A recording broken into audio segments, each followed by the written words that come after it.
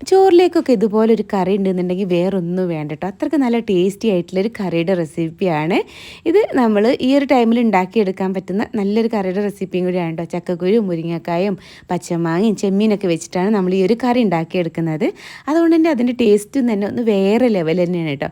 അപ്പോൾ എന്തായാലും ഒന്ന് ട്രൈ ചെയ്ത് നോക്കണേ. ട്രൈ ചെയ്ത് നോക്കിയതിന് ശേഷം ഫീഡ്ബാക്ക് അറിയിക്കാൻ മറക്കരുത്. വീഡിയോ കണ്ടുകൊണ്ടിരിക്കുമ്പോൾ ഇഷ്ടമാണെന്നുണ്ടെങ്കിൽ ലൈക്ക് ബട്ടണും ക്ലിക്ക് ചെയ്യാൻ മറക്കരുത്. ചാനൽ സബ്സ്ക്രൈബ് ചെയ്തിട്ടില്ല എന്നുണ്ടെങ്കിൽ ഒന്ന് സബ്സ്ക്രൈബ് ചെയ്ത് സപ്പോർട്ട് ചെയ്യാൻ മറക്കരുത്.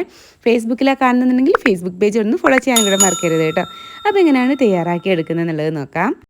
അപ്പം തയ്യാറാക്കി എടുക്കാൻ വേണ്ടി നമുക്കിതിലേക്ക് ചക്കക്കുരുയാണ് വേണ്ടത്. ഞാനിവിടെ 1 കപ്പ് ചക്കക്കുരു എടുത്തിട്ടുണ്ട് കേട്ടോ. അതിന് പുറമെയുള്ള തൊലിക്കൊന്ന് കളഞ്ഞെടുത്തിട്ടുണ്ട്. ബ്രൗൺ കളർ ഓവറായിട്ടങ്ങ് കളഞ്ഞെടുത്തിട്ടില്ല, കുറഞ്ഞ രീതിയിൽ തന്നെ നിർത്തിയിട്ടുണ്ട്. പിന്നെ ഒരു 1/2 ടീസ്പൂണ് മഞ്ഞൾപ്പൊടി, അതിൻ്റെ കൂടെ തന്നെ 1 കപ്പ് വെള്ളം ഒഴിച്ച് കൊടുക്കുന്നുണ്ട് കേട്ടോ. എന്നിട്ട് നന്നായിട്ടൊന്നങ്ങ് മിക്സ് ചെയ്ത് കൊടുക്കണേ. എന്നിട്ട് നമുക്കിത് അടച്ച് വെച്ചിട്ട് ചക്കക്കുരു ഒന്ന് വേവുന്നവരെ വെയിറ്റ് ചെയ്യാം. ഏകദേശം ഒരു 10-15 മിനിറ്റോളം പിടിക്കും കേട്ടോ. ഫ്ലെയിം സിമ്മിലാക്കിയിട്ട് വെച്ചാൽ മതി. ഒന്ന് തിളച്ച് വന്നതിന് ശേഷം അതൊന്നായി വരുമ്പോഴേക്ക് തേങ്ങയുടെ അരപ്പൊന്നുണ്ടാക്കിയെടുക്കാം. അതിനായിട്ട് ഞാനിവിടെ 1 കപ്പ് തേങ്ങ ഒന്ന് ചിരവി എടുത്തിട്ടുള്ളതും ഒരു 3 ചെറിയ ഉള്ളി എടുത്തിട്ടുണ്ട് കേട്ടോ. ഇത് മിക്സിയുടെ ജാറിൽ വെള്ളം ഒഴിച്ചിട്ടൊന്ന് അരച്ചെടുത്താൽ മതിയേ. ഇപ്പോൾ ഇത് ഏകദേശം ചക്കക്കുരുവൊക്കെ ഒന്ന് വേവായിട്ട് വന്നിട്ടുണ്ട്. നന്നായിട്ടൊന്ന് മിക്സ് ചെയ്ത് കൊടുക്കാം കേട്ടോ. കണ്ടില്ലേ, ഇതുപോലെ ഒന്ന് ഉടഞ്ഞ് കിട്ടിയിട്ടുണ്ട്. ഇനി അതിലേക്ക് നമുക്ക് മുരിങ്ങക്കായുടെ തൊലിയൊക്കെ കളഞ്ഞ് ഞാൻ ക്ലീൻ ചെയ്തെടുത്തിട്ടുള്ളതാണ് ഇട്ട് കൊടുത്തിട്ടുണ്ട്. ഏകദേശം 1 കപ്പിന് അതുകൊണ്ട് ഒരു 4 പച്ചമുളക് ഇട്ട് കൊടുത്തിട്ടുണ്ട് കേട്ടോ. എന്നിട്ട് നന്നായിട്ടൊന്ന് മിക്സ് ചെയ്യാം.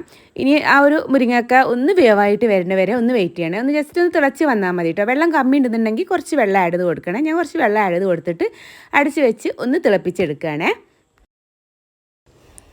ഇപ്പോൾ ഇതാ കറി നന്നായിട്ട് ഇവിടെ തിളച്ച് വന്നിട്ടുണ്ട്. ഈ ഒരു ടൈമിൽ നമുക്കിതിലേക്ക് ചെമ്മീൻ ഇട്ട് കൊടുക്കാം കേട്ടോ. മുരിങ്ങക്ക വല്ലാണ്ട് അങ്ങ് വേവായിട്ടില്ല, ജസ്റ്റ് ഒന്ന് തിളച്ച് വന്നിട്ടുള്ളൂ. ആ ടൈമിൽ നമ്മളിതിലേക്ക് ചെമ്മീനും കൂടി അങ്ങ് ഇട്ട് കൊടുക്കണേ. ചെമ്മീൻ ക്ലീൻ ചെയ്ത് വാഷ് ചെയ്തെടുത്തിട്ടുള്ളതാണ്. അതിൻ്റെ കൂടെ തന്നെ അതിലേക്ക് ആവശ്യമായിട്ടുള്ളൊരു ഉപ്പ് കൂടി ഇട്ട് കൊടുക്കാം. കമ്മി ഉണ്ടെന്നുണ്ടെങ്കിൽ നമുക്ക് ലാസ്റ്റിൽ ആഡ് ചെയ്ത് കൊടുത്താൽ മതി. ഇനി നന്നായിട്ടൊന്നങ്ങ് മിക്സ് ചെയ്ത് കൊടുത്തിട്ട് അതെല്ലാം കൂടെ നന്നായിട്ട് ഒന്നും കൂടെ ഒന്നങ്ങ് തിളച്ച് വരട്ടെ. അപ്പോൾ അതെല്ലാം കൂടെ കുറച്ച് ടൈം ഒന്ന് വേവിച്ചെടുത്തിട്ടുണ്ട് കേട്ടോ. ഇനി അതിലേക്ക് നമുക്ക് മാങ്ങ ഇട്ട് കൊടുക്കാം. അപ്പോൾ ഞാനിവിടെ ഏകദേശം ഒരു മാങ്ങയുടെ പകുതി എടുത്തിട്ടുള്ളൂ കേട്ടോ. അതങ്ങ് പീസാക്കി ഇട്ടിട്ട് കൊടുത്തിട്ടുള്ളതാണ്. കുറച്ചൊരു പുളിയുള്ള മാങ്ങ തന്നെയാണ് കേട്ടോ. ഇനി അതിൽ കുറച്ച് നമ്മൾ ഇങ്ങനെ തിളക്കിച്ച് വരുമ്പോഴത്തേക്കിന് ആ പുളി അതിൽ വരികയും ചെയ്യും, എന്നാൽ ഉടഞ്ഞു പോകില്ല. അതിന് വേണ്ടിയിട്ടാണ് ലാസ്റ്റിൽ ആയത് കൂടെ ഞാൻ അടച്ച് വെക്കുക. എന്നിട്ട് അതെല്ലാം കൂടെ ഒന്ന് കുക്കായിട്ട് വരട്ടെ നന്നായിട്ട്.